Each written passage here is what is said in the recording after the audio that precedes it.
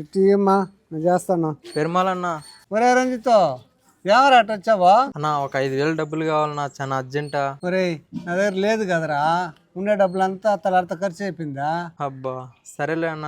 ఒరే కుమారా, మీ నాయన్ని అడిగి ఒక 5,000 అన్న తీసిరా. చాలా అంటే చాలా అర్జెంట్ రా, ప్లీజ్ రా కుమారా. నువ్వు చెప్తే మీ నాయన ఇస్తాడు రా. అన్నా నిన్నే షాపింగ్ పోయినావన్నా, మా నాయన దగ్గర లేవన్నా, ఏమనుకోవద్దా, కావాలంటే ఫోన్ చేశాడు. సరేలేరా అడతాను. హలో సురేష్ మావా. చెప్పరా రంజితో. ఒక 5,000 కావాలి మావా. అబ్బా నిన్నే షాపింగ్ పోయాం కదరా, డబ్బులన్నీ అయిపోయి ఇప్పుడు ఏం లేవులేరా. సరేలే మావా, అబ్బాయి కూడా అదే చెప్పాడు. సరేలే. ఏమరా తల్లి, ఏదో తేడాగా ఉందేంటి? ఈ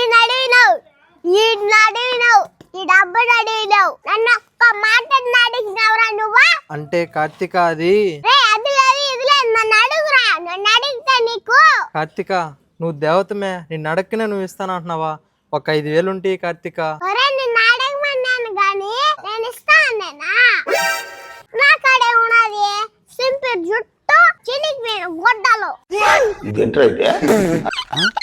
చిన్న బిడ్డని డబ్బులు అడిగేదానికి సిగ్గులేదురా నా బట్ట. 5,000 నీకెందుకురా, తాగుబోతున్నా బట్ట.